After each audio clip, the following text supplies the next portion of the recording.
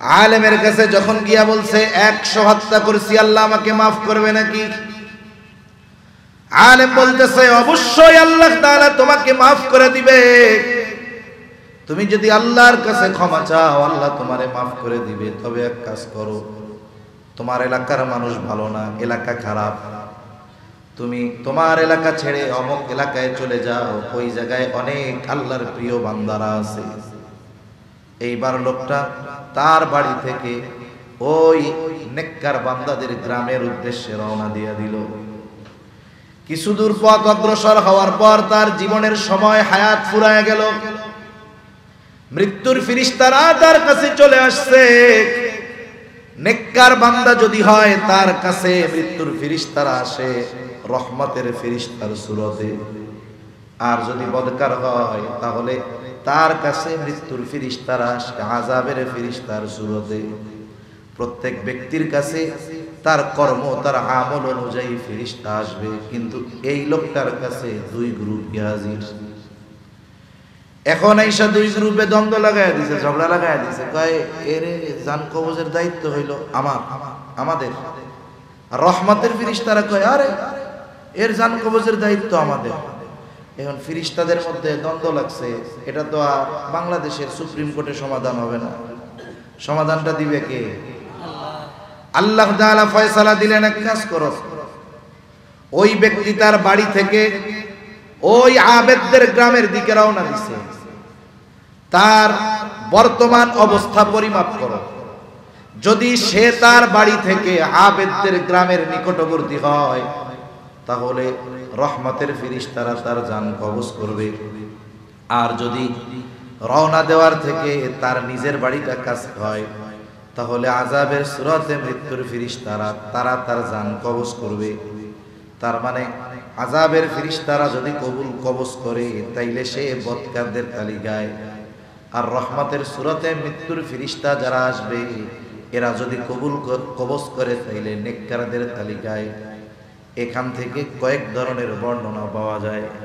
এক বর্ণনা বলে, লোকটা যখন একেবারে মাঝ পথে পৌঁছিয়েছে, মৃত্যুর সময় হয়ে গেছে, লোকটা জমিনের উপরে পড়ে গেছে ঠিক, সে তার চলা থামায়া দেয় নাই, পা চলে না, কিন্তু বুক দিয়া ঘইসা এক বিগত রাস্তা সে অতিক্রম করেছে।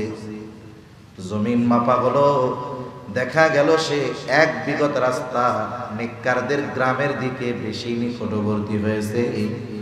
এই জন্য রহমতের সূরতে মৃত্যুর ফেরেশতা যারা, তারা ওই ব্যক্তির জান কবজ করে নিয়ে যায়। তার মানে আল্লাহ তারে মাফ করে দিচ্ছে। আরেক বর্ণনায় আসছে, আসলে লোকটা গেছে অল্প পথ, কিন্তু আল্লাহ তাআলা বান্দার প্রতি কত মেহেরবান, কত দয়ালু। আল্লাহ তাআলা তার থেকে তার বাড়ির যেই জায়গা, এটারে সম্প্রসারিত করে দিয়েছে, আর তার অবস্থান থেকে নেককারদের গ্রামকে আল্লাহ তাআলা সংকুচিত করে দিয়েছে, জমিনকে সংকুচিত করে দিয়েছে আল্লাহ। এখন জমি মাপার পরে দেখে এটা তো নেককারদের অন্তর্ভুক্ত। এই জন্য রহমতের ফেরেশতা যারা জান কবজের জন্য আসছে রহমতের ফেরেশতার সূরতে, তারা তার জান কবজ করেছে। তার মানে দেখেন, 100 হত্যা করার পরেও খালেস তওবা করার কারণে ওই 100 হত্যাকারীকে যিনি মাফ করে দিয়েছেন, তিনি কে? এত মাফ করার কারণে আল্লাহ তাআলার দয়া মায়ায় কোনো কমতি পড়ছে নাকি? বরং উম্মতে মুহাম্মাদের প্রতি আরো তার দয়া মায়া বেশি। এজন্য আমাদের উচিত, আমাদের হায়াতে কম বেশি ইচ্ছায় অনিচ্ছায় পাপ হয়েই যায়, প্রতিনিয়ত আল্লাহ তাআলার কাছে আমাদের পাপ থেকে মাফ চাওয়া দরকার। কারণ আমি আপনি এই দুনিয়ার জমিনে কোনো কিছুই, ইবাদত হোক অন্য যা কিছু হোক, ঠিক মতো করতে পারি না। ইচ্ছায় অনিচ্ছায় চোখের গুনাহ হয়, হাতের গুনাহ হয়, জবানের গুনাহ হয়। এই জন্য উচিত আল্লাহ তাআলার কাছে প্রতিনিয়ত খালেস ভাবে ক্ষমা চাওয়া, আর আলাদা ভাবে বড় গুনার জন্য খালেস ভাবে আল্লাহ তাআলার কাছে তওবা করা, খালেস ভাবে তওবা করা। আমাদের অভ্যাস হইল ওই পাশ দিয়ে সুদের কারবারিও চলে, মসজিদে আইয়া আল্লাহর কাছে মা পোষায় সবে কদরের রাইতে। গোনা জারি রাখা অবস্থায়, মানে কোন গোনা রানিং আছে, ওই অবস্থায় যদি ওই গোনার জন্য মাপ চায় তাহলে আল্লাহ মাফ করে না। এজন্য ইমাম নববী রাহমাতুল্লাহি আলাইহি তাওবা কবুলের যদি কোনো গোনা বান্দার আল্লাহর হকের সাথে সম্পৃক্ত থাকে তাহলে 4টি শর্ত, আর যদি বান্দার হক সম্পৃক্ত কোনো পাপ না থাকে তাহলে তাওবা কবুলের 3টা শর্তের কথা বলছেন। এই 3 শর্ত ছাড়া তাওবা কবুল হবে না।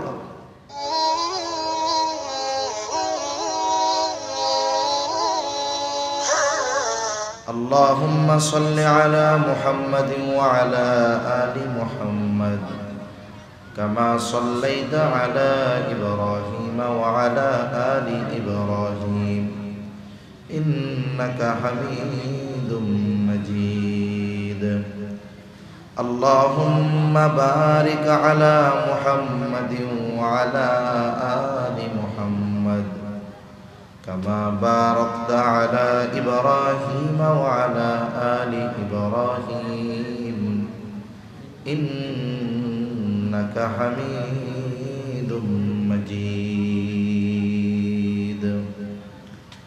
الحمد لله।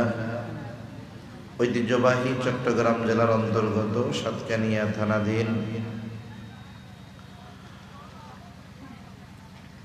করাইয়া নগর 1 নং ওয়ার্ড হাফিয়ার পাড়া ইয়ং সোসাইটি এর উদ্যোগে ৬ষ্ঠতম তাফসীরুল কোরআন মাহফিল। আজকের এই তাফসীরুল কোরআন মাহফিলের সম্মানিত শ্রদ্ধেয় সভাপতি, আমন্ত্রিত উলামায়ে কেরাম, সামনে উপস্থিত মুরব্বিয়ানে কেরাম, সমবয়সী যুবক বন্ধু, স্নেহের ছোট ভাই, মাইকের আওয়াজ যত দূরে যায় নিজ নিজ স্থানে অবস্থানরতা সম্মানিতা শ্রদ্ধা মা ও বোন,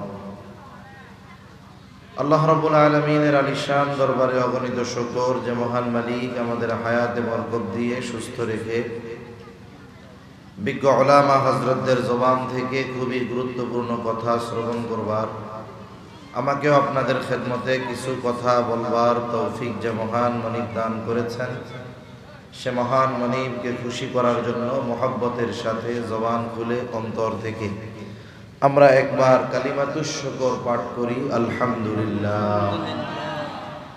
অগণিত দুরূদ ও সালাম সাইয়্যিদুল আম্বিয়া আশরাফুল আম্বিয়া খাতামুল আম্বিয়া ইমামুল মুরসালিন রাহমাতুল লিল আলামিন মুহাম্মাদুর রাসূলুল্লাহ সাল্লাল্লাহু আলাইহি ওয়াসাল্লামের উপর। রাত অনেক হয়ে গেছে, কথা লম্বা হবে না, একেবারে অল্প সময়ের মধ্যে আমি আমার আলোচনা শেষ করব ইনশাআল্লাহ। কারণ শীতকালীন সময় রাত 12টার পরেও প্রায় 6 ঘন্টা সময় থাকে, কিন্তু এখন সুবহ সাদিক আরো আগে হয়ে যায়। যদি এখান থেকে মাহফিল শেষ করে যাইয়া শুইতে শুইতে ঘুম আসতে আসতে কোনো নামাজির ফজরের নামাজ এই গভীর রাত পর্যন্ত মাহফিল হওয়ার কারণে ছুটা যায়, কিয়ামতের দিন যদি আল্লাহ এই কারণে বক্তা আয়োজক সবাইরে ধরে বসে, বাঁচার কোনো উপায় নাই। কারণ সারা পৃথিবীর সব মাহফিলগুলো যদি একদিকে রাখা হয়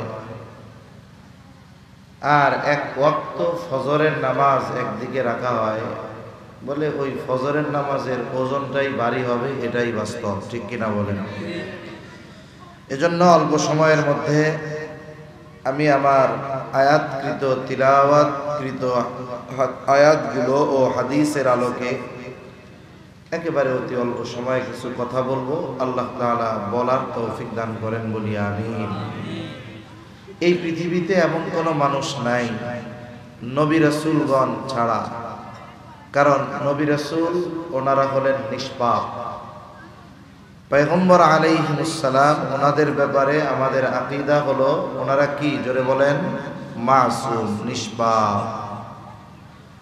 ওনারা ছাড়া এই দুনিয়াতে যত মানুষ আছে, যত বড় বুজুর্গ হোক আর আহলুল্লাহ হোক, কেউ বলতে পারবে না যে আমার দ্বারা কোনো পাপ সংগঠিত হয় নাই।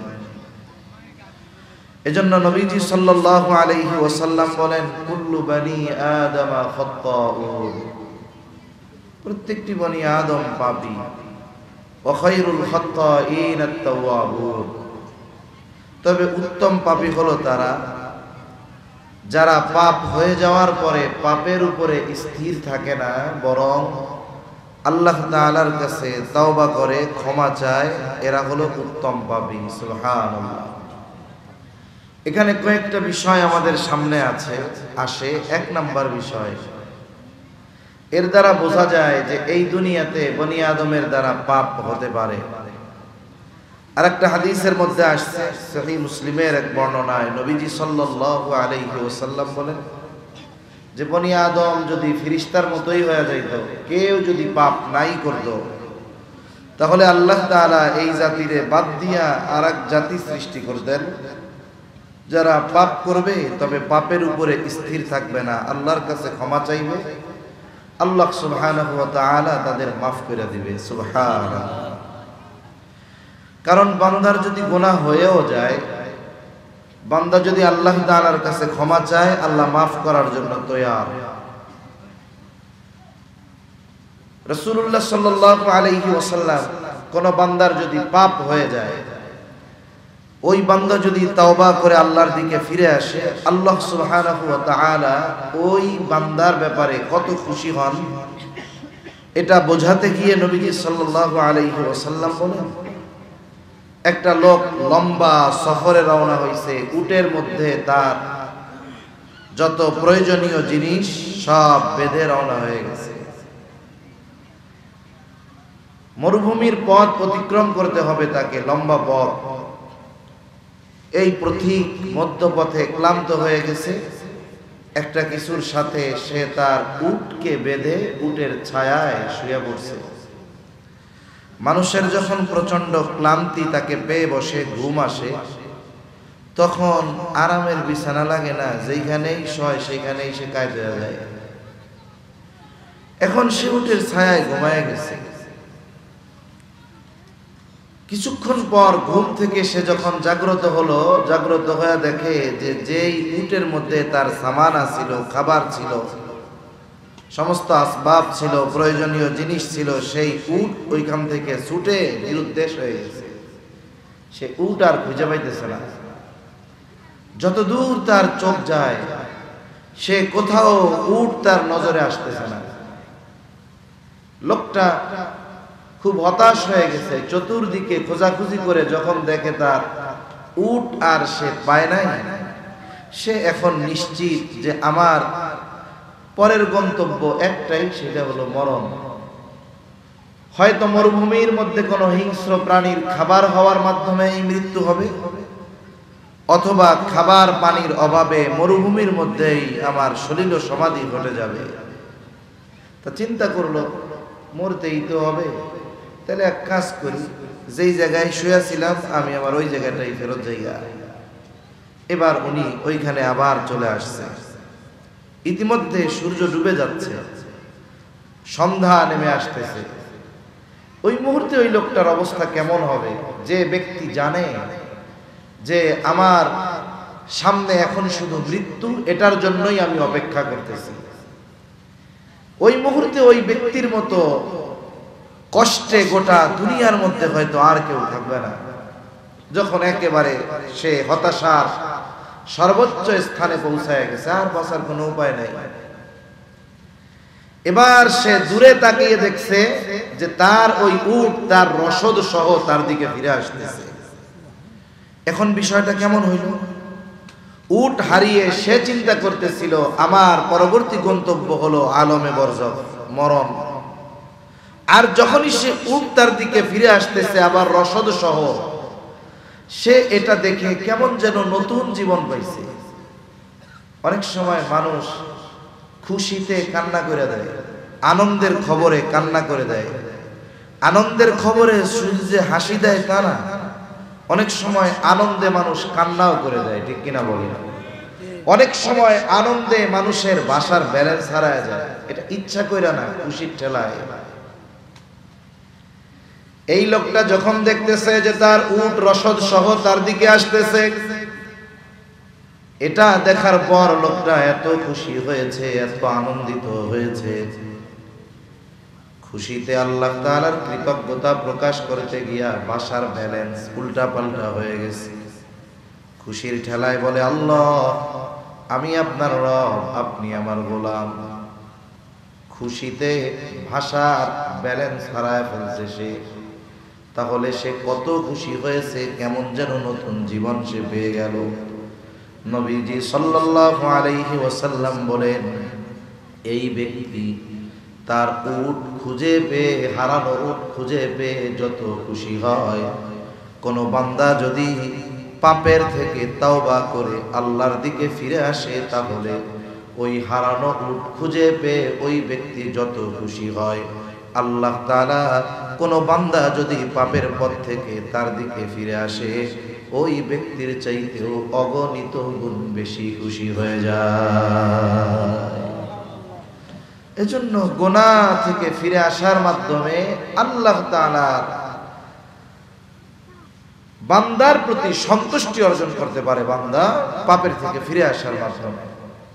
এখন পাপ হতে পারে, তবে পাপের উপরে স্থির থাকাটা এটাই হলো মন্দ কাজ। এজন্য পাপ যত হোক আল্লাহ তাআলার ক্ষমা করার ক্ষমতা আছে। অনেক সময় শয়তান মানুষকে ধোঁকা দেয় যে পাপ তো অনেক করলি, এত পরিমাণ পাপ করেছিস, তোর পাপ আল্লাহ মাফ করবে না।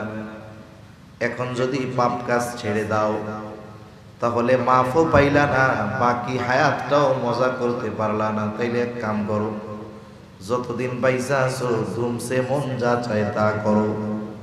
তার কানের মধ্যে শয়তানের স্লোগান দিয়া দেয়, দুনিয়াটা মস্ত বড়, খাও দাও ফুর্তি করো, সাথে সাথে মন তোমার যা চায় তাই করো। কিন্তু বলেন তো, কোন ব্যক্তি যদি আকাশ পরিমাণও তার পাপ হয়ে যায়, ওই ব্যক্তি যদি এই কথা মনে করে তার পাপ মাফ করার ক্ষমতা আল্লাহ তাআলার নাই, নিঃসন্দেহে তাহলে ওই ব্যক্তি আল্লাহ তাআলাকে ক্ষমার ব্যাপারে অক্ষম মনে করে। অথচ আল্লাহ রাব্বুল আলামিন হাদিসের কুদসির ভিতরে আসছে, আল্লাহ তাআলা জানায় দেন, নবীজি বলেন, আল্লাহ তাআলা বলেছেন, সাবাকাত রাহমাতি আলা গযবি, আমার দয়া, আমার রহমত আমার ক্রোধকে অতিক্রম করেছে। তার মানে আল্লাহ রাব্বুল আলামিনের দয়া, রহমত, মায়া ক্রোধের চাইতে, গোসার চাইতে বেশি না কম? জোরে কোন না? দয়া রহমত কম না বেশি? ঘুম আসতেছে নাকি আপনাদের? আমি যেমন ওয়াজ করি আমারই ঘুম আসে, আর আপনাদের তো ঘুম আসাই স্বাভাবিক। তাহলে আল্লাহ তাআলার ক্রোধ বেশি না আল্লাহ তাআলার দয়া বেশি? বলেন তো। আল্লাহ তাআলার রহমত, দয়া কত বলবো? আবু হুরায়রা রাদিয়াল্লাহু তাআলা আনহু থেকে বর্ণিত হাদিস, আল্লাহ তাআলার দয়া কত, মায়া কত। নবীজি সাল্লাল্লাহু আলাইহি ওয়াসাল্লাম বলেন, ইন্না লিল্লাহি মিয়াতা রাহমাহ আনজালা মিনহা রাহমাতান ওয়াহিদাতান বাইনাল জিন্নি ওয়াল ইনসি ওয়াল বাগাইমি ওয়াল গাওয়া। নবীজি সাল্লাল্লাহু আলাইহি ওয়াসাল্লাম বলেন, আল্লাহ তাআলার 100 রহমত আছে। কয়শত রহমত? জোরে বল, আরো জোরে বলেন কত? 100 রহমত আছে। অথবা আল্লাহ তাআলা তার দয়া রহমতকে 100 ভাগে ভাগ করেছে। আনজালা মিনহা রাহমাতান ওয়াহিদাতান বাইনাল জিন্নি ওয়াল ইনসি ওয়াল বাগাইমি ওয়াল হাওয়া। নবীজি বলেন, ওই 100 ভাগ রহমত থেকে 1 ভাগ রহমত আল্লাহ তাআলা গোটা জিন জাতি, মানব জাতি সহ যত চতুষ্পদ জন্তু আছে, গৃহপালিত যত পশু আছে, জলে স্থলে যত প্রাণী আছে, যত কীট পতঙ্গ আছে, এক কথায় আল্লাহ তাআলা 1 ভাগ রহমত গোটা সৃষ্টির মাঝে বন্টন করে দিয়েছে। কয় ভাগ রহমত? ওই 1 ভাগ রহমতের কারণে মায়ার সন্তানের প্রতি কত দয়া। 1 ভাগ রহমতের কারণে নবীজি আর হাদিসের মধ্যে বলেন, ওই 1 ভাগের কিছু অংশ পাওয়ার কারণেই তো মা সন্তানকে দুধ পান করায়। বলে, সন্তান যদি দূরে ঘুমিয়েও থাকে, মা যদি সন্তানের থেকে দূরেও থাকে, ওই সন্তানের যদি ঘুমের মধ্যে ক্ষুধা লেগে যায়, দুধ পান করার ইচ্ছা হয়, তৃষ্ণা লেগে যায়, ওইখানে সন্তান মোবাইলও করে না, টেলিফোনও করে না, ওই জায়গার থেকে অটোমেটিক মায়ের স্তনের মধ্যে সন্তানের যে ক্ষুধা লেগেছে এই খবর যিনি পাঠায় দেন তিনি কে? এই যে মার কাছে একটা মেসেজ চলে আসে, এটা কেন আসে? মোহাব্বতের কারণে আসে। কিসের কারণে আসে? মোহাব্বতের কারণে, ভালোবাসার কারণে। আর এই ভালোবাসাটা মা পাইছে কোত্থেকে? বলে আল্লাহ তাআলার ওই এক ভাগ রহমতের একটা অংশ। ওই এক ভাগ যে কত ভাগ হইছে এর হিসাব তো করার আর উপায় নাই। যত বিষধর আর হিংস্র প্রাণী হোক না কেন, প্রত্যেকের হৃদয়ে মায়া আছে, মোহাব্বত আছে। ওই এক ভাগের কিছু অংশ পেয়েছে আমার আপনার নবী মুহাম্মাদুর রাসূলুল্লাহ সাল্লাল্লাহু আলাইহি ওয়াসাল্লাম। বলে ওই এক ভাগের কিছু অংশ পায়া উনি হয়ে গেছেন রাহমাতুল লিল আলামিন। সুবহানাল্লাহ। আল্লাহকে বলে রব্বুল আলামিন, গোটা জগৎ সমূহের রব হলেন আল্লাহ। আর এক ভাগের কিছু অংশ রহমত পেয়ে আমার আপনার নবী হয়ে গেছে রাহমাতুল লিল আলামিন। কিয়ামত পর্যন্ত যত সৃষ্টি আসবে দুনিয়ায় সবাই ওই এক ভাগ থেকেই পাইতে থাকবে। তাহলে আল্লাহ তাআলার কাছে বাকি আছে কত ভাগ? জোরে বলেন না কত ভাগ? নবীজি বলেন আখারাল্লাহু লাহু 99 রাহমা। আল্লাহ তাআলা বাকি 99 ভাগ দয়া রহমত তার কাছে রেখে দিয়েছে। কেন? নবীজি বলেন ইয়াগফিরু বিহি ইবাদাহু ইয়াউমাল কিয়ামা। আর এক বর্ণনায় আসছে ইয়ারহামু বিহি ইবাদাহু ইয়াউমাল কিয়ামা। বাকি 99 ভাগ দয়া রহমত দিয়ে আল্লাহ তাআলা কিয়ামতের দিন তার বান্দাদেরকে মাফ করে দিবে। এজন্য গুনাহ যত হোক আল্লাহ তাআলা বলেন বান্দা হতাশ হওয়া যাবে না।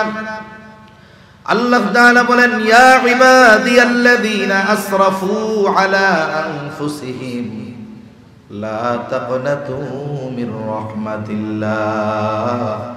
আল্লাহ তাআলা বলেন হে আমার বান্দা, আল্লাযীনা আসরাফু আলা আনফুসিহিম, যারা নিজেরা নিজের উপরে বাড়াবাড়ি করছো, পাপ এত করে ফেলেছো, মনে করতেছো আল্লাহ মনে হয় মাফ করবে না। আল্লাহ তাআলা বলে লা তাকনাতু মির রাহমাতিল্লাহ। বান্দা তুমি আমার রহমতের ব্যাপারে, আমার দয়ার ব্যাপারে, আমার ক্ষমার ব্যাপারে নিরাশ হও না। আল্লাহ তাআলা তো হলেন সেই রহমান, সেই রহিম, যিনি 100 খুন করার পরেও তাওবা করার কারণে মাফ করে দিয়েছে। সুবহানাল্লাহ। ওর মধ্যে আবার একটু অনুশোচনা জাগ্রত হয়েছে যে আল্লাহর কাছে ক্ষমা চাওয়া দরকার। আবার মানুষদেরকে বলছে, এইবার মানুষেরা তাকে একজন আলেমের সন্ধান দিয়েছে। প্রথমবার দিয়েছিল আবেদের, দ্বিতীয়বার সন্ধান দিল আলেমের। এখানে কিছু সূক্ষ্ম বিষয় আছে, সব বিষয়গুলো বলা সম্ভব নয়, কিন্তু দেখেন আলেম আর আবেদের তফাৎ দেখেন, মনে রাখতে হবে। এজন্য অনেক সময় আমরা বলি শুনি, একজন হক্কানি আলেমের ঘুম আর আবেদের তাহাজ্জুদ এটা সেম। কেন বলা হয়? কারণ হাদিসের মধ্যে নবীজি নিজে আলেমের ফজিলতের কথা বলছেন। নবীজি সাল্লাল্লাহু আলাইহি ওয়াসাল্লাম বলেন ফাযলুল আলিমি আলাল আবিদি কাফযলি আলা আদনাকুম। নবীজি বলেন একজন আলেমের মর্তবা কেমন? বলে তোমাদের মধ্যে আমার মর্যাদা যেমন, সাধারণ আবেদের মধ্যে একজন আলেমের মর্তবা তেমন। এজন্য আমাদের আলেমদের সম্মান করা দরকার। আলেমের বিষয়টা খুব কঠিন। ইমাম তাইমিয়া রাহমাতুল্লাহি আলাইহি বলেন, যারা আলেম বিদ্বেষী, উনি ওনার এক্সপেরিয়েন্স শেয়ার করতেছে, অভিজ্ঞতা শেয়ার করতেছে, যে আমি দেখেছি যারা আলেম বিদ্বেষী, এ যত বড় আবেদ হোক না কেন, ও কোনোদিন ভালোভাবে মরতে পারে না। উনি ওনার জীবনের কথা বলতেছে। আমি দেখেছি যে যারা আলেম ওলামার প্রতি বিদ্বেষ লালন করে কিন্তু অনেক আবেদ, এরা কোনোদিন ভালোভাবে মরতে পারে না। এজন্য আমরা আলেমদের প্রতি শ্রদ্ধাশীল হব, তাদেরকে মহব্বত করব, ভালোবাসবো। আলেম তো আর ফেরেশতা না, কারো কারো দ্বারা ভুল হতেই পারে, পাপ হতেই পারে। তা কারো কোনো আলেমের যদি ত্রুটি বিচ্যুতি হয়, আমি সমালোচনা না করে যদি আমার নিয়ত থাকে যে ওনার এটা শুদ্ধ হোক, তাহলে আমি বিজ্ঞ উলামা ইকরামের কাছে গিয়ে ওনার ব্যাপারে বলবো যেন ওনারা তার ত্রুটি বিচ্যুতিগুলো পরিশুদ্ধ করে দেয়। কিন্তু আলেমের সমালোচনা করে আমি আলেম বিদ্বেষীদের তালিকায় আমার নামটা লেখাবো না। আলেমের কাছে যখন গিয়া বলছে আমি 100 হত্যা করেছি, আল্লাহ আমারে মাফ করবে নাকি? সমাজে কিছু ডাক্তার আছে, ওই ডাক্তারের কাছে যদি কোনো রোগী সামান্য অসুস্থতা নিয়ে যায়, একটু জ্বর হইছে, মাথা ব্যথা, প্যারাসিটামল জাতীয় ট্যাবলেট খেলেই সেরে যাবে। কিন্তু ডাক্তার চিন্তা করে পাইছি এক মক্কেল, মাথা ব্যথা, হ্যাঁ জ্বর আছে, হয়তো করোনার আলামত, কাম সারছে, আল্লাহ জানে কি হয় আপনার, এটা তো জটিল মনে হচ্ছে। আপনি এক কাজ করেন, এই 15টা টেস্ট দিলাম অমুক ডায়াগনস্টিক সেন্টার থেকে কইরা আনেন। আসলে তো কিছুই হয় নাই। 5000 টাকা টেস্ট করাইতে পারলে 60% কমিশন আছে না নাই? এরকম হইছে জ্বর, 10 টাকার নাপা ট্যাবলেট দিলে তার সেরা যাবে। কিন্তু এটাকে এমন ভাবে প্রেজেন্ট করছে, উপস্থাপন করছে যে জ্বরের রোগী মনে করতেছে যে এই যে কয়দিন বাইসে ছিলাম, এখনো বাইসে আছি, এটা আল্লাহ তাআলার রহমত ছাড়া আর কিছু না, এত রোগ আমার কঠিন। আবার কিছু ডাক্তার আছে দেখবেন, ওর কাছে জটিল রোগী গেছে, কিডনির সমস্যা, হার্টের সমস্যা, তারপরে সাথে আছে ডায়াবেটিস, আরো অনেক সমস্যা নিয়ে গেছে, সব মরণ ব্যাধি, জটিল ব্যাধি, বয়স আবার অনেক। ডাক্তার রোগীরে দেখা হাসি দিয়ে আর কিচ্ছু হয় নাই, আমি আপনার টেস্টগুলো দিচ্ছি করেন, আর এই ওষুধগুলো খাবেন, 5 ওয়াক্ত নামাজ পড়বেন ঠিক মতো, সকালবেলা হাঁটাহাঁটি করবেন। আপনার চাইতে কত জটিল রোগী আল্লাহ ভালো করে দিছে, আপনারটা কোনো রোগ হইল? এখন ওই লোকও দেখবেন পোলাপান মাইয়ারে ফোন দিয়া কইতেছে, আরে ডাক্তার কইছে আমার কিছুই হয় নাই, অথচ ডাক্তার বুঝতেছে এর রোগ খুব জটিল। কিন্তু ডাক্তারের কথার কারণে ওই ব্যক্তি অসুস্থ হওয়ার পরেও মানসিকভাবে সে অনেক সুস্থতা অর্জন করছে, ঠিক কিনা গো? এজন্য বিজ্ঞ ডাক্তার আর কসাই ডাক্তার, ডাকাত ডাক্তারের মধ্যে তফাৎ আছে। আলেমের কাছে যখন গিয়া বলছে 100 হত্যা করেছি, আল্লাহ আমাকে মাফ করবে নাকি? আলেম বলতেছে অবশ্যই আল্লাহ তাআলা তোমাকে মাফ করে দিবে। তুমি যদি আল্লাহর কাছে ক্ষমা চাও, আল্লাহ তোমারে মাফ করে দিবে। তবে এক কাজ করো, তোমার এলাকার মানুষ ভালো না, এলাকা খারাপ, তুমি তোমার এলাকা ছেড়ে অমুক এলাকায় চলে যাও, ওই জায়গায় অনেক আল্লাহর প্রিয় বান্দারা আছে।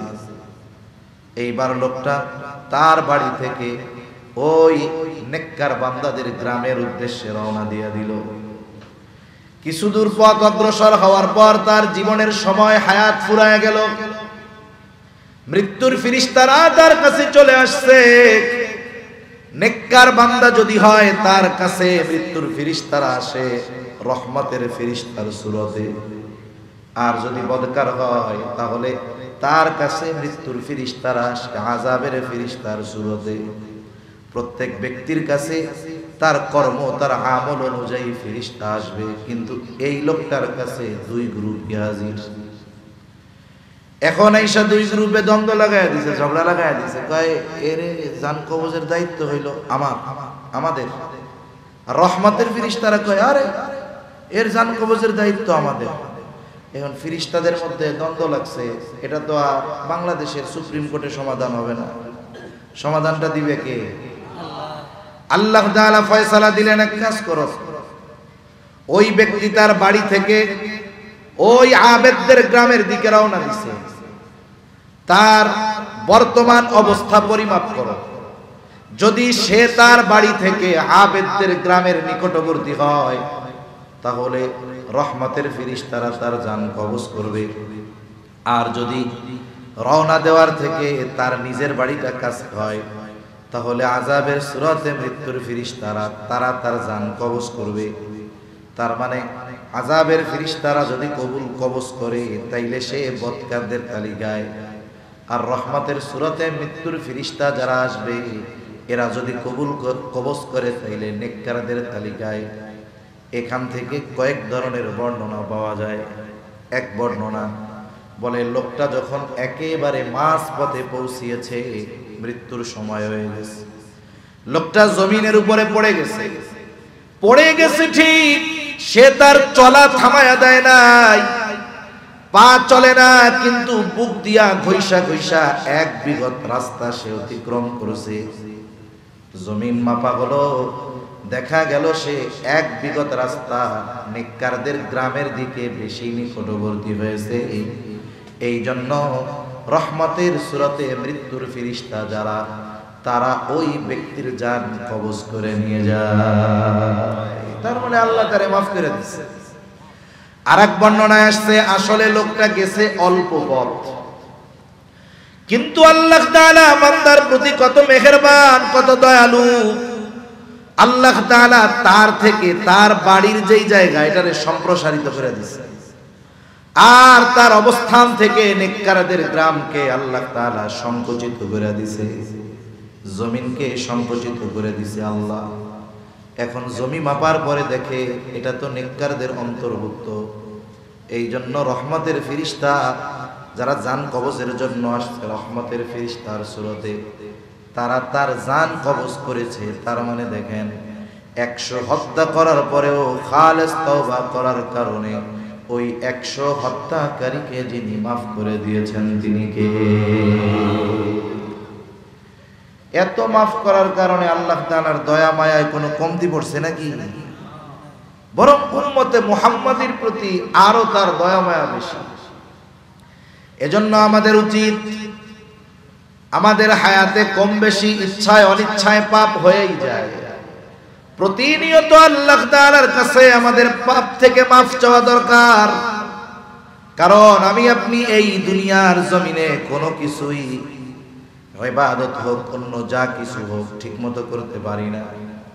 ইচ্ছায় অনিচ্ছায় চোখের গোনা হয়, হাতের গোনা হয়, জবানের গোনা হয়। এই জন্য উচিত আল্লাহ তাআলার কাছে প্রতিনিয়ত খালেস ভাবে ক্ষমা চাওয়া, আর আলাদা ভাবে বড় গুনার জন্য খালেস ভাবে আল্লাহ তাআলার কাছে তওবা করা, খালেস ভাবে তওবা করা। আমাদের অভ্যাস হইল ওই পাশ দিয়ে সুদের কারবারিও চলে, মসজিদে আইয়া আল্লাহর কাছে মাপ হোসায় সবে কদরের রাইতে গোনা জারি রাখা অবস্থায়, মানে কোন গোনা রানিং আছে, ওই অবস্থায় যদি ওই গোনার জন্য মাপ চায় তাহলে আল্লাহ মাফ করে না। এজন্য ইমাম নববী রাহমাতুল্লাহি আলাইহি তাওবা কবুলের যদি কোনো গোনা বান্দার আল্লাহর হকের সাথে সম্পৃক্ত থাকে তাহলে 4টি শর্ত, আর যদি বান্দার হক সম্পৃক্ত কোনো পাপ না থাকে তাহলে তাওবা কবুলের 3টা শর্তের কথা বলছেন। এই 3 শর্ত ছাড়া তাওবা কবুল হবে না। ওই যে বললাম গোনাও রানিং আছে, আবার আল্লাহর কাছে এসে মাফ হোসাইতেছে, কাজ হবে না। এজন্য তাওবা কবুলের 1 নম্বর শর্ত, যেই গোনা থেকে সে যদি স্পেসিফিক ভাবে, আলাদা ভাবে, নির্দিষ্ট ভাবে কোন গোনার থেকে তাওবা করতে চায়, 1 নম্বর শর্ত হলো ওই গোনা তাকে আগে পরিত্যাগ করতে হবে, ছাড়তে হবে, গোনা থেকে তাকে ফিরে আসতে হবে। 2 নম্বর শর্ত, ভবিষ্যতে ওই গোনা না করার ব্যাপারে দৃঢ় প্রতিজ্ঞাবদ্ধ হতে হবে। তাহলে 1 নাম্বার গোনা ছাড়তে হবে, 2 নাম্বার ভবিষ্যতে ওই গোনা না করার ব্যাপারে দৃঢ় প্রতিজ্ঞাবদ্ধ হতে হবে, 3 নাম্বার ইস্তেগফার করতে হবে। তার মানে কৃত গোনার জন্য লজ্জিত হয়ে আল্লাহ তাআলার কাছে ক্ষমা চাইতে হবে। আরসি আল্লাহ ভবিষ্যতে করব না, অতীতের গুনার জন্য মাফ করে দেবে। এই হলো তাওবা কবুলের শর্ত, যদি গোনাটা বান্দার হকের সাথে সম্পৃক্ত না হয়। আর যদি পাপটা বান্দার হকের সাথে সম্পৃক্ত হয় তাহলে যার হক নষ্ট করছে তার কাছে মাফ চাইতে হবে। এ দুনিয়ায় অনেক মানুষ আছে, যখন শক্তি ছিল, সামর্থ্য ছিল, ক্ষমতা ছিল, মানুষের তো মেরে খাইয়া কোটি কোটি টাকার মালিক হয়ে গেছে। আছে না অনেকে মানুষের টাকা মাইরে খাইয়া দান সদকা করে মসজিদ বানায় চিন্তা করে আল্লাহ আমারে মাফ না করলে কারে করবে? কয় চুরির টাকা এইটা যদি সওয়াবের নিয়তে দান করে বেটা এ তো আরো উল্টা গুনাহ হইব, ঠিক কি না কোন? এজন্য ফজিলত পাইতে হইলে কাজ কাম ঠিকমতো করতে হবে। এক লোক জমজম পানির ফজিলত শুনছে। জমজম পানি তো আর যেন তেন সব জায়গা পাওয়া যায় না। এখন ফজিলত শুই না, সে চিন্তা করছে এই পানি পান না করে যদি মরি তাইলে দুনিয়ার কিছু হইল না। এখন এই পানি পাবে কই? পেট ভরে পান করতে হলে সৌদি আরব যাওয়া লাগবে। এখন একজন আর একজন দোস্ত এই ফজিলত মিস দেওয়া যাবে না, এক কাম করি। কি করি? অমুকে নাকি কয়দিন আগে ওমরার থেকে আইছে, ওর বাড়ি জমজমের পানি আছে এক বোতল, দেখছি চল ওইটা চুরি করে আয় না, দুইজনে পেট ভরে পান করবো। এখন জমজমের পানির ফজিলত লাভ করার আশায় যদি চুরি করে আয় না পান করে, কাম হবে? কাম হবে না। সারা জীবন মানুষের সম্পদ মাইরে খায়া সম্পদের পাহাড় জমাইছে। একদিন ওয়াজের মধ্যে শুনছে, হজের মৌসুমে একজন ওয়াজ করতেছে মসজিদে ইমাম সাহেব, যে দেখেন যে ব্যক্তি হজ্জে বাইতুল্লাহ করবে, কেমন যেন হজ যদি তার আল্লাহর কাছে কবুল হয়ে যায়, হজ্জে মাবরুর যদি তার নসিব হয়ে যায়, সে কেমন ভাবে ফিরে আসবে? বলে রজাআ কায়াউমি ওয়ালাদাতহু উম্মু, সে কেমন যেন সদ্য ভূমিষ্ঠ শিশুর ন্যায় নিষ্পাপ হইয়া ফিরে আসবে। ও কয় যে পাইছি, আমার তো এরকম ইবাদতই দরকার, ঘোরাফেরাও হইল, হাজি সাহেব হইলাম, গুনাহও মাফ হইল। এরকম কিছু লোক আছে না, যে দেখবেন টাকা পয়সা দান সদকা করবে, এমন জায়গায় করে ওই জায়গায় করলে তার জাগতিক কিছু বেনিফিট আসে। আমি এক চেয়ারম্যান সাহেবরে কইছি যে এক জায়গায় একটা মসজিদ অবস্থা খুব জীর্ণ শীর্ণ, আপনি কিছু টাকা দেন, টিন লাগাবে। কোন ইউনিয়নে? অমুক ইউনিয়নে। কেন? ওইদিকে আমি দিব না, আমার ভোট টোট নাই তো। এরকম আছে না কিছু আল্লাহর বান্দা? আছে। এখন উনি চিন্তা করছে যাই তাইলে এই কাজটা কইরা আসি। আবার ফজিলতের কথা বলছে, ইয়াউমে আরাফা, আরাফার দিন আল্লাহ সব গুনাহ মাফ করে দেয়। এই ফজিলত শুনে উনি হজ করে আসছে। আল হাজ সাহেব, হাজি সাহেব বলেন তো, যত হজ করুক না কেন, বান্দার হক যে নষ্ট করছে হজের কারণে, কি এই গুনাহ আল্লাহ মাফ করবে? এই গুনাহ মাফ করবে না। এজন্য রাসূলুল্লাহ সাল্লাল্লাহু আলাইহি ওয়াসাল্লাম সাহাবায়ে কেরামকে জিজ্ঞাসা করতেছেন, তোমরা কি জানো সবচাইতে বড় নিঃস্ব কে, মুফলিস কে? সাহাবায়ে কেরাম বলে আল্লাহ এবং তার রাসূল ভালো জানে। নবীজি বললেন, শোনো, সবচাইতে বড় নিঃস্ব হলো ওই ব্যক্তি যার নামাজ রোজার কোনো অভাব নাই। কিয়ামতের দিন সবচাইতে নিঃস্ব হবে ওই ব্যক্তি, বলে যার নামাজ রোজার কোনো অভাব নাই, দান সাদাকার অভাব নাই, ভালো কাজের অভাব নাই, মসজিদ মাদ্রাসা করে দিয়েছে অভাব নাই, কিন্তু তার একটা সমস্যা, সে মানুষের হক মেরা খাইতো। কিয়ামতের দিন ওই ব্যক্তির থেকে যারা দুনিয়ায় যাদের হক সে নষ্ট করেছে, আল্লাহ তাআলা সেই হকগুলো আদায় করেন। দুনিয়ার মানুষ যাদের হক নষ্ট করছে তারা আল্লাহর কাছে অভিযোগ দায়ের করবে। আল্লাহ তাআলা বলবে, দাও ওদের হক আদায় করো। দুনিয়ার কারেন্সি হলো টাকা, দুনিয়ার কারেন্সি ডলার, দুনিয়ার কারেন্সি রিয়াল, দুনিয়ার কারেন্সি হলো পাউন্ড, কিন্তু পরকালের কারেন্সি টাকা পয়সা ধন দৌলত নয়, পরকালের কারেন্সি হলো নেকি। আমি যদি কারো কাছে কোনো ঋণ থাকি, বাঙালি হইলে বাংলাদেশের টাকা দিয়ে ঋণ শোধ করি। কিয়ামতের দিন ঋণ শোধ করতে হবে নেকি দিয়ে। অভিযুক্তরা আল্লাহর কাছে অভিযোগ করবে, আর ওই অভিযুক্ত ব্যক্তি তার নেকি দিয়ে তাদের হক আদায় করবে। অনেক সময় দেখেন সুযোগ পাইলে মানুষ কম দামের জিনিসের বদলে বেশি দাম নিয়ে বসে, নাই না? এরকম করোনাকালীন সময় যখন শুরু হয়েছে, মাস্কের ওয়াজ যখন দিছে, মাস্ক পরতে হবে, হাত ধুইতে হবে, আর 3 ফিট দূরত্বে দাঁড়াইতে হবে। অনেক ফার্মেসির মধ্যে মাস্কের যেই বান্ডিলটা ছিল 5 বছর আগে কিনা রাখছে, কোনা দিয়া ইঁদুরেও খাইয়া দিছে। আটানা করে এক একটা কিনছিল, 50 পয়সা দিয়ে কিনছিল, 50 টাকা বিক্রি করছে। আছে না? নাই? করছে। এজন্য অনেক সময় সুযোগে মানুষ কি করে, 5 টাকার জিনিস 50 টাকা বিক্রি করে। একটা গল্প কই আর কি, পলত্ব হইতে হয় মাঝে মধ্যে অনেক জায়গায়।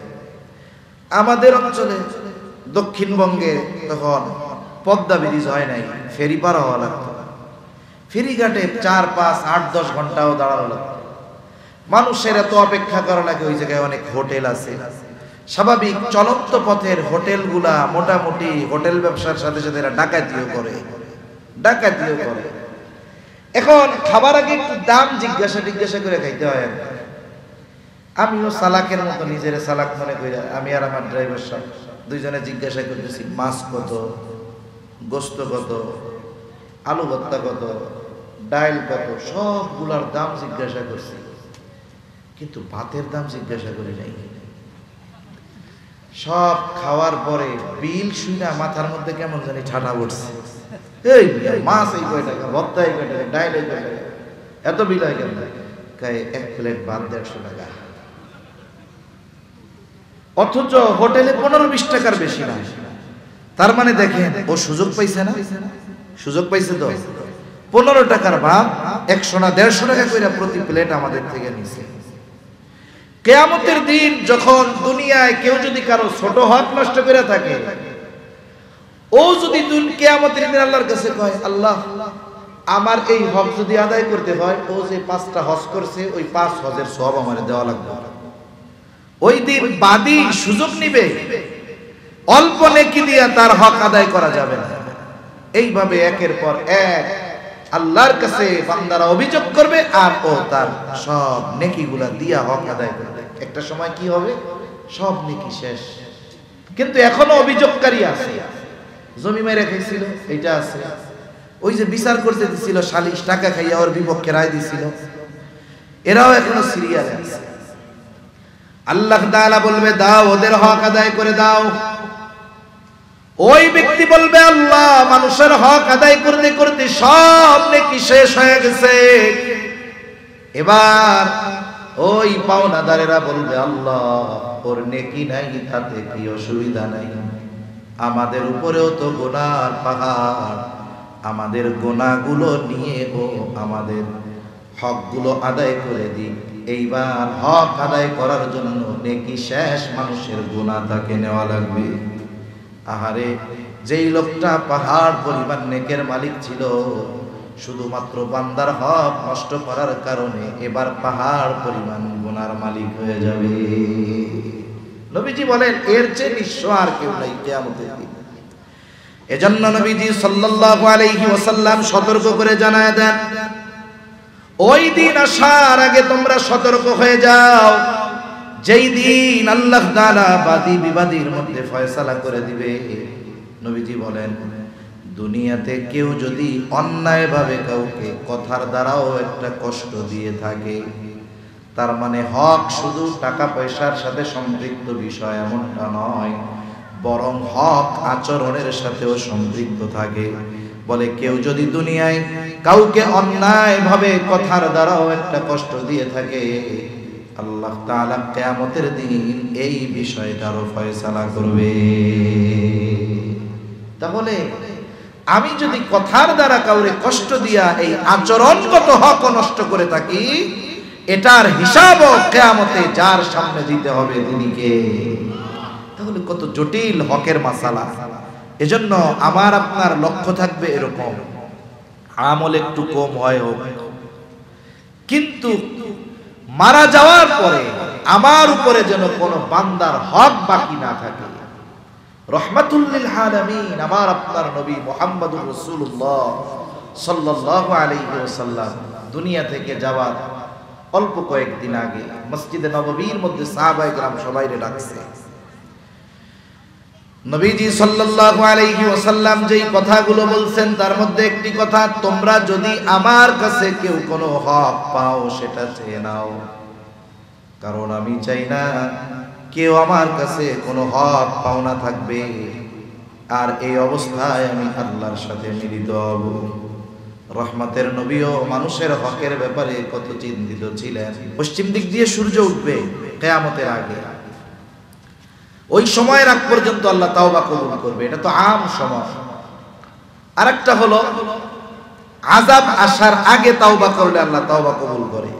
উম্মতে মুহাম্মাদি তো আল্লাহর পক্ষ থেকে সুযোগ পেয়ে গেছে, পাপের কারণে তাদেরকে সমূলে ধ্বংস করে দেওয়া হয় না, বরং মাঝে মধ্যে আমাদের কৃতকর্মের কারণে আল্লাহ তাআলা হালকা পাতলা আযাব দিয়ে আমাদেরকে সতর্ক করে। আল্লাহ বলেন যহরাল ফাসাদু ফিল বাররি ওয়াল বাহরি বিমা কাসাবাত আইদিন নাস লিউযীকুহুম বা'দাল্লাযী আমিলু লাআল্লাহুম ইয়ারজিউন।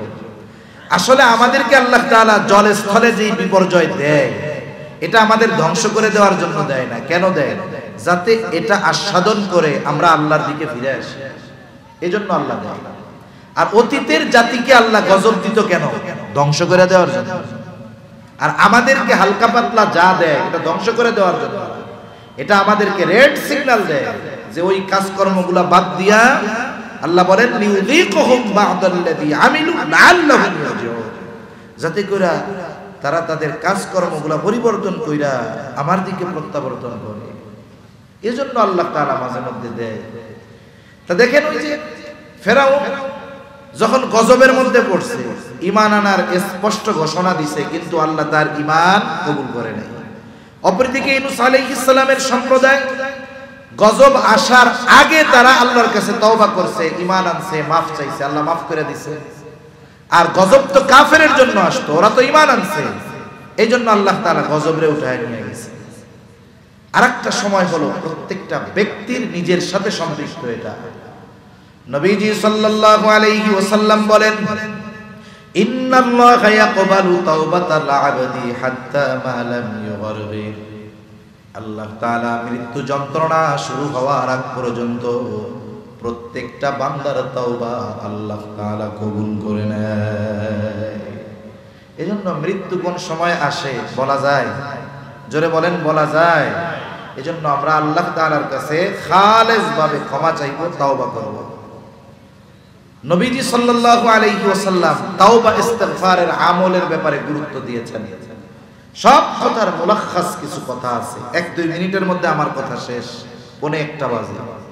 একটা আমল তো নিয়ে যাইতে হবে বাড়িতে, কিছু চিন্তা নিয়ে যাইতে হবে, কিছু ফিকির নিয়ে যেতে হবে, আর কিছু আমলও নিয়ে যাইতে হবে যেটা কন্টিনিউ আমরা করতে পারি। রাসূলুল্লাহ সাল্লাল্লাহু আলাইহি ওয়াসাল্লাম বলেন, ওয়াল্লাহি ইন্নী লা আস্তাগফিরুল্লাহ ওয়া আতুবু ইলাইহি ফিল ইয়াউমি মিআতা মাররা। নবীজি সাল্লাল্লাহু আলাইহি ওয়াসাল্লাম বলেন, আল্লাহর শপথ, আমি দৈনিক আল্লাহ তাআলার নিকটে 100 বার তওবা ইস্তিগফার করি। কতবার? তওবা 100 বার। এটা কিভাবে করব আমরা? আমরা বলবো আস্তাগফিরুল্লাহাল আযীম ওয়া আতুবু ইলাইহি, আস্তাগফিরুল্লাহাল আযীম ওয়া আতুবু ইলাইহি। নবী মাসুম, এরপরেও তওবা ইস্তিগফার করেন। এর কারণ অনেকগুলা হইতে পারে। একটা কারণ, নবীজি তাওবা ইস্তিগফার করে, মাসুম হওয়ার পরেও উম্মত যেন এটার গুরুত্ব সহকারে নেয়। তাহলে আমাদের অবস্থা কি? 2 নাম্বার, ইস্তিগফার তাওবার মাধ্যমে যার গুনাহ নাই আল্লাহর কাছে ক্ষমা চায় বারবার, তার জন্য কি হবে? তার তো গুনাহ নাই। বলে এই ইস্তিগফারের মাধ্যমে তার মর্তবা, মর্যাদা আল্লাহর কাছে আরো বেড়ে যায়। সুবহানাল্লাহ। এজন্য তাওবা করব, সাথে সাথে ইস্তিগফারের আমলে আমরা অভ্যস্ত হব। ইস্তিগফার হলো অ্যান্টিবায়োটিক এর মতো একটা আমল। যেমন যেই রোগ ওষুধের দ্বারা সারা সম্ভব, ওষুধি চিকিৎসার সর্বশেষ ট্যাবলেট হলো অ্যান্টিবায়োটিক। বলে পেটের পীড়া সাধারণ ওষুধে যায় না, লাস্টে দেয় অ্যান্টিবায়োটিক। জ্বর, টাইফয়েড হইছে, নাপা, প্যারাসিটামল জাতীয় ট্যাবলেটে যায় না, ওরে লাস্টে দেয় অ্যান্টিবায়োটিক। একটা ঘা হইছে, সহজে শুকায় না, স্বাভাবিক ওষুধের পরে ডাক্তারকে অ্যান্টিবায়োটিক খাওয়ান। তার মানে দেখেন রোগ ভিন্ন ভিন্ন রকম, ওষুধ একটা, অ্যান্টিবায়োটিক। ঠিক কিনা বলেন? এজন্য ইস্তিগফার হলো সকল রোগের মহা ঔষধের মতো। ইস্তিগফারের ফজিলত নিয়ে বলতে গেলেই তো রাত শেষ হয়ে যাবে। আল্লাহ সুবহানাহু ওয়া তাআলা ইস্তিগফারের মাধ্যমে গুনাহ মাফ করে। যে আয়াতগুলো তিলাওয়াত করেছিলাম, আল্লাহ বলেন, ফাকুলতু ইস্তাগফিরু রাব্বাকুম ইন্নাহু কানা গাফফারা। ইস্তিগফারের মাধ্যমে 1 নম্বরে গুনাহ মাফ হয়, কারণ আল্লাহ তাআলা বলেন গফফার, গফুর, গুনাহ মাফ করে দেয়। এই আয়াতগুলাই যে কথা আল্লাহ বলছেন সেগুলা বলতেছি। 2 নাম্বার, আল্লাহ তাআলা বলেন ইউরসিলিস সামাআ আলাইকুম মিদরারা। আল্লাহ তাআলা আসমান থেকে যথেষ্ট পরিমাণ বৃষ্টি বর্ষণ করেন। মুফাসসিরিনে কেরাম বলেন যথা সময়ে যথাযথ পরিমাণ। একটা সময় তো কারেন্ট ছিল না, এমনি সেলো মেশিনও ছিল না, ওই সময় তো চাষাবাদ ছিল। অনেক মুরব্বীরা বলতে পারবে যে ওই সময়গুলাতে যেই সময় প্রতি বছর বৃষ্টি হওয়ার দরকার ওই সময় হইতো। আর এখনকার সময় কি হয় জানেন? যেই সময় দরকার নাই সেই সময় হয়। বলেন তো, ফসল রোপণের আগে বৃষ্টি দরকার নাকি ফসল কাটার সময় বৃষ্টি দরকার? রোপণের আগে বৃষ্টি দরকার। শক্ত জমিন, বৃষ্টি নামবে, ওটা নরম হবে, এরপরে সুন্দর মতো আগাছা পরিষ্কার করে চারা রোপণ করবে, এর কিছুদিন পরে আবার আর একটা বৃষ্টি হবে। কাটার সময় স্বাভাবিক বৃষ্টি হবে না, ঘরে তুলবে। এখন কি হয়? বলে ধান পাকছে, আগামীকাল সকালে ঘরে ধান কাইটা উঠাবে, রাতের বেলা ঝড় শুরু হয়। শুধু ঝড় হয় না, সাথে শিলাবৃষ্টি হয়। মানে যে টাইমে দরকার সে টাইমে হয় না। আবার দরকার যা, বৃষ্টি নামে তো নামে, এমন নামে যে মানুষের ঘরবাড়ি সব ডুবায় ফেলে। ঠিক কিনা কম? অতিবৃষ্টি হয়, অনাবৃষ্টি হয়। খরা দরকার, কিন্তু এমন খরা হয় যে সব তামা হয়ে যায়। ইস্তেগফারের বদৌলতে যথাসময়ে যথাযথ পরিমাণ বৃষ্টি আল্লাহ দেন। وَيُمْدِدْكُمْ بِأَمْوَالٍ وَبَنِينَ وَيَجْعَلْ لَكُمْ جَنَّاتٍ وَيَجْعَلْ لَكُمْ أَنْهَارًا। এই পৃথিবীতে অনেক মানুষের সম্পদ আছে, কিন্তু এই সম্পদ তার আখিরাতে কাজে লাগবে না। আছে না এরকম সম্পদওয়ালা? অনেক মানুষ আছে, তার অনেক সম্পদ আছে, সন্তান আছে, বলে এই সন্তান দুনিয়ায় তার লজ্জার কারণ হয়, আখিরাতেও শাস্তির কারণ হবে। তার মানে তার সন্তান এবং সম্পদ তার উপকারে আসে না। কিন্তু যে ইস্তেগফার পাঠ করে, আল্লাহ তাআলা বলেন ওয়ায়ুমদিদকুম বিআমওয়ালিন ওয়া বানিন, আল্লাহ তাআলা তার সন্তান সম্পদের মধ্যে সমৃদ্ধি দেন। তার মানে এই সন্তান সম্পদ তার দুনিয়ায়ও সম্মানের কারণ হয়, উপকারের কারণ হবে, আখিরাতেও তার সন্তান সম্পদ তার কল্যাণের কারণ হবে। এজন্য কোন বাপ যদি চায় তার পোলা বালক, তার ইস্তেগফার করা দরকার। কেউ চায় তো, কেউ কি চায় সন্তান ক্যাডার হোক, সন্ত্রাসী হোক, চান্দাবাজ হোক? কেউ চায় না? আরে মিয়া, চান্দাবাজ যে, তারে জিজ্ঞাসা করেন তুই কি চাস তোর পোলাও চান্দাবাজি করুক? বলবে না রে ভাই, আমার পোলাটারে মাদ্রাসায় দিচ্ছি, ও জানি আলেম হয়। তাহলে আমরা যদি আমাদের সন্তানের দ্বারা উপকৃত হতে চাই, সম্পদের দ্বারা উপকৃত হতে চাই, আমাদেরকে ইস্তেগফার পাঠ করে নেওয়ালা হতে হবে। সাথে সাথে আল্লাহ তাআলা কি করেন? এই বাগান সবুজায়ন আল্লাহ বাড়ায় দেয়, বৃষ্টির মাধ্যমে সবুজায়ন হয়। এই পৃথিবীতে যত সবুজ বাড়বে, পৃথিবী বসবাসের তত উপযুক্ত থাকবে। সাথে সাথে আল্লাহ তাআলা কি করবেন? নদীর প্রবাহ ঠিক রাখবেন। নদীর প্রবাহ যদি ঠিক না থাকে, এই যে বন্যাগুলো হয়, আল্লাহ তাআলা প্রত্যেকটার একটা নিজাম রেখে দিয়েছেন। এজন্য ইস্তেগফার হলো এমন এক আমল, এর দ্বারা শুধু গুনাহ মাফ হয় তা না, দুনিয়া আখিরাত উভয় জাহানে কল্যাণ লাভ করা যায়। এজন্য আজকে আমরা একটা আমল বাড়িতে নিয়ে যাব, নিজেরাও করব, আমার মা বোনদেরকেও শিখিয়ে দিব। দৈনিক কমপক্ষে 100 বার ইস্তেগফার করব। ইস্তেগফার, তাওবা ইস্তেগফার, একেবারে সহজ একটা বাক্য, আস্তাগফিরুল্লাহাল আযীম ওয়া আতুবু ইলাইহি। আর যদি বড় গুনাহ থাকে, স্পেসিফিক ভাবে কোনো গুনাহ থেকে যদি তাওবা করি, ওই শর্তগুলো ঠিক রেখে আমরা গুনাহ থেকে ফিরে আসব। আর ইস্তেগফার, তাওবা ইস্তেগফারের আমল করব তো ইনশাআল্লাহ। আল্লাহ সুবহানাহু ওয়া তাআলা আমাদের সকলকে মুস্তাগফিরিনদের অন্তর্ভুক্ত হওয়ার তৌফিক দান করেন। সকলে বলি আমিন। ওয়া আখিরু দাওয়ানা আলহামদুলিল্লাহি রাব্বিল আলামিন। আসসালামু আলাইকুম ওয়া রাহমাতুল্লাহি ওয়া বারাকাতুহু। সম্মানিত হাজিরিন, এতক্ষণ পর্যন্ত আমাদের সম্মুখে গুরুত্বপূর্ণ কোরআন ও হাদিসের আলোচনা তাকরীর পেশ করছেন আজকের বিশাল তাফসীরুল কোরআন মাহফিলের প্রধান মেহমান হযরতুল আযম জনাব মাওলানা আলা মুহাম্মদ ওয়া আলা আলি মুহাম্মাদিন কামা সাল্লাইতা আলা ইব্রাহিম ওয়া আলা আলি ইব্রাহিম ইন্নাকা হামিদুম মাজিদ। اللهم بارك على محمد وعلى آل محمد كما باركت على إبراهيم وعلى آل إبراهيم إنك حميد مجيد.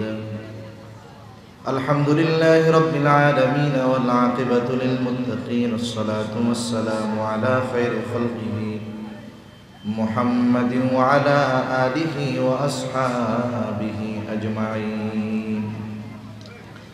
ربنا ظلمنا أنفسنا وإن لم تغفر لنا وترحمنا لنكونن من الخاسرين.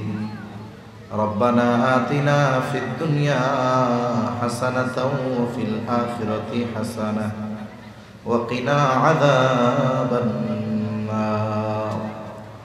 ربنا لا تزغ قلوبنا بعد إذ هديتنا وهب لنا من لدنك رحمة إنك أنت الوهاب. وأفوض أمري إلى الله إن الله بصير بالعباد. حسبنا الله ونعم الوكيل، نعم المولى ونعم النصير. اللهم حاسبنا حسابا يسيرا، اللهم حاسبنا حسابا يسيرا. اللهم إنك عفو كريم تحب العفو فاعف عنا। রব্বুল আলামিন দীর্ঘ রাত পর্যন্ত দ্বীনি আলোচনা করার পরে গুনাহমাখা হাত আমরা তুলে ধরেছি। রাত যত গভীর হয় দুনিয়ার মানুষের দরজাগুলো বন্ধ হয়ে যায়, আর রাত যত গভীর হয় আপনার রহমতের দুয়ার তত উন্মোচিত হয়। আয় আল্লাহ, আমরা গুনাহগার, আপনি গফফার। আমরা গুনাহ করতে ভালোবাসি মালিক, আপনি ক্ষমা করতে ভালোবাসেন। আপনি আপনার গফুর গফফার রহিম রহমান নামের ওসিলায় যে যেখান থেকে হাত উঁচু করেছে আল্লাহ আমাদের সকলের বিগত জীবনের সব ধরনের গুনাহগুলো মাফ করে দেন। আল্লাহ আমাদের আত্মীয় স্বজন যে যেখানে আছে মাফ করে দেন। যারা দুনিয়া ছেড়ে অন্ধকার গহীন কবরে চলে গেছে আল্লাহ গুনাহ মাফ করে কবরগুলো জান্নাতের টুকরো বানায় দেন। রব্বুল আলামিন যারা অসুস্থ সুস্থতা দান করেন আল্লাহ। অনেকে দোয়া চেয়েছে, কে কোন উদ্দেশ্যে দোয়া চেয়েছে আপনার জানতে বাকি নাই। প্রত্যেকের মনের নেক চাওয়া নেক আশা আল্লাহ আপনি কবুল করে নেন রব্বুল আলামিন। খাস করে আজকের এই মাহফিল আপনি কবুল আর মঞ্জুর করে নেন। আয় আল্লাহ, হাফিয়ার পাড়া ইয়াং সোসাইটি কবুল আর মঞ্জুর করেন আল্লাহ রব্বুল আলামিন। খাস করে এই মাহফিল কামিয়াবির জন্য যে যেভাবে সহযোগিতা করেছে দেশ ও প্রবাস হতে সকলের সকল প্রকার সাহায্য সহযোগিতা আপনি কবুল আর মঞ্জুর করে নেন।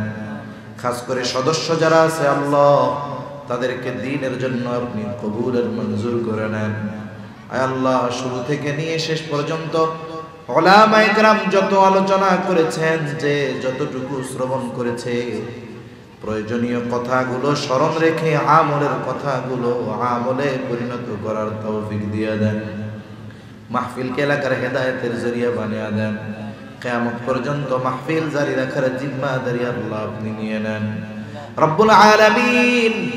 খাস করে মালিক অভাবীর অভাব দূর করে দেন, ঋণগ্রস্তের ঋণ পরিশোধের তৌফিক দিয়ে দেন। আয় আল্লাহ, হারাম হালাল বেঁচে চলার তৌফিক দেন।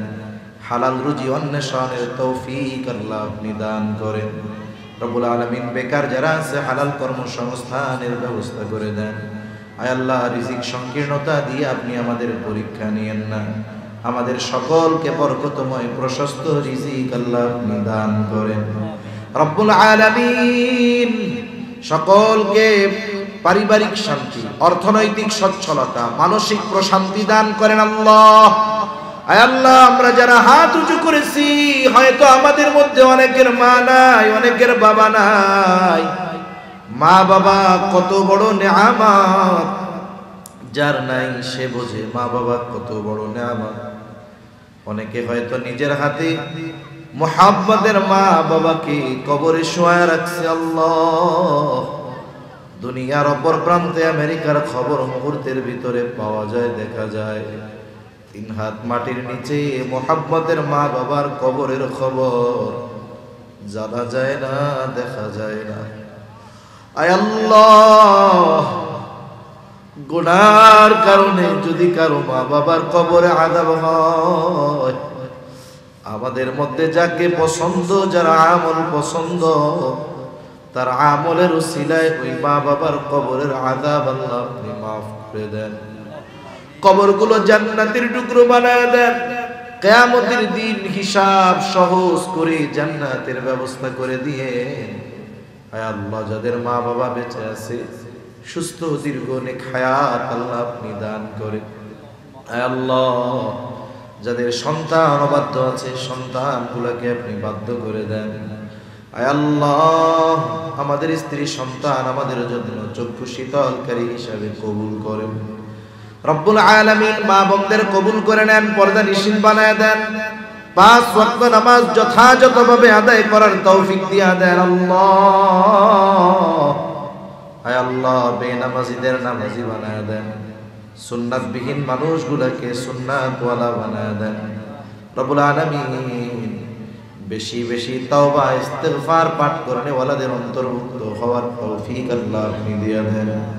রব্বুল আলামিন কার মনে কি চাওয়া জানি না, সকলের মনের নেক চাওয়া নেক আশা কবুল করেন। আল্লাহ, আমাদের সকল প্রকার পাপাচার, অনাচার, অশ্লীলতা, বেহায়াপনা থেকে বেঁচে থাকার তৌফিক দেন। আয় আল্লাহ, আমাদের আগামী প্রজন্মকে দ্বীনের উপরে পরিচালিত রাখার জিম্মাদারি আল্লাহ আপনি নিয়ে নেন। রব্বুল আলামিন আমাদের সকলকে বারবার মক্কা মদিনা জিয়ারতের তৌফিক দিয়ে দেন। আয় আল্লাহ, খাস করে জালেমরা ফিলিস্তিনের মুসলমানদেরকে নিশ্চিহ্ন করে দিতে চায় মালিক। গাজার উপরে নির্বিচারে গণহত্যা চলতেছে আল্লাহ। 200 কোটি মুসলমান, তাকায় দেখা ছাড়া আমরা কিছুই করতে পারতেছি না মালিক। আল্লাহ, আমরা দুর্বল, অক্ষম, আপনি তো সবল। আয় আল্লাহ, আপনি আমার ফিলিস্তিনের ভাইদের জন্য সাহায্যকারী হয়ে যান মালিক। রব্বুল আলামিন পার্শ্ববর্তী দেশে জালেমেরা মুসলমানদের ওয়াকফকৃত জমিগুলোর দিকে নজর দিচ্ছে, মসজিদ মাদ্রাসা ধ্বংস করার পায়তারা চালাচ্ছে। রব্বুল আলামিন আপনি তো সেই মালিক, আব্দুল মুত্তালিব বলছিল যার ঘর সে রক্ষা করবে। হায় আল্লাহ, আপনি আবাবিল পাঠায়া আব্রাহার বাহিনীকে ধ্বংস করে দিয়েছিলেন মালিক। আপনার ঘর বুলাওরা ভেঙে দিতে চায়। হায় আল্লাহ, ওই সব জায়গায় শিরকি কর্মকাণ্ড জারি করতে চায়। হায় আল্লাহ, আপনি আবার আমাদের সাহায্যার্থে আবাবিল পাঠায়া দেন, ওই জালেম গুলারে আপনি ধ্বংস করে দেন আল্লাহ। আল্লাহ, বিশেষ করে মুসলিম বিশ্বের নেতৃত্ব স্থানীয় যারা আছে আল্লাহ এদের সহি বুঝ দান করেন। তাম দুনিয়ার মুসলমানদের মধ্যে ঐক্য দিয়া দেন আল্লাহ।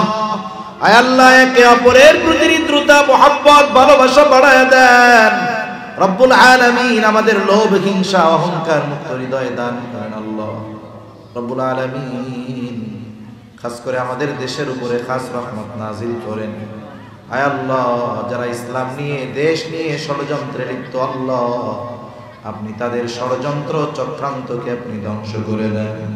রব্বুল আলামিন জালেমের উৎখাতে আমাদের যেই ভাইরা জীবন উৎসর্গ করেছে, ইমানদারদের শাহাদাতের মর্যাদা দান করেন। যারা অসুস্থ আছে সুস্থতা দান করেন আল্লাহ। আল্লাহ, আপনি আমাদের সকল প্রকার কল্যাণ দেন, সব কল্যাণ থেকে আল্লাহ আপনি হেফাজত করেন। রব্বুল আলামিন এই দুনিয়া ছেড়ে একদিন আমাদের সকলকে চলে যেতেই হবে। এই পৃথিবী যেমন আছে তেমনি পড়ে রবে। সুন্দর এই পৃথিবী ছেড়ে একদিন চলে যেতে হবে।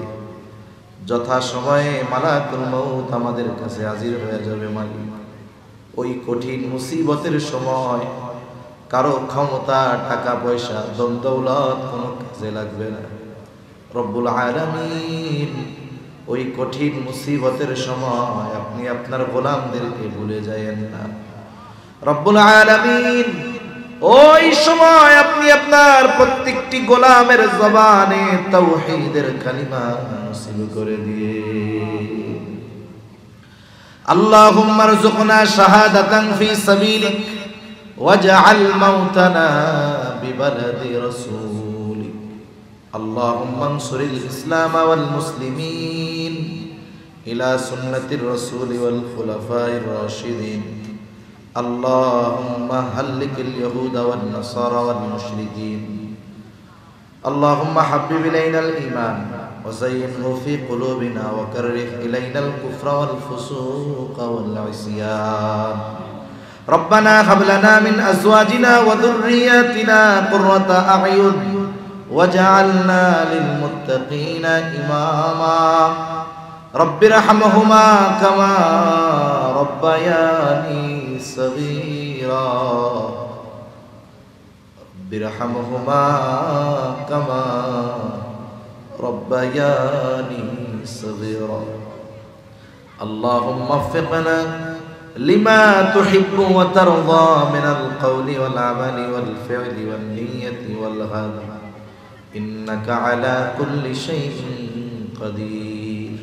وصلى الله تعالى على خير خلقه محمد وعلى آله وأصحابه أجمعين. آمين برحمتك يا أرحم الراحمين.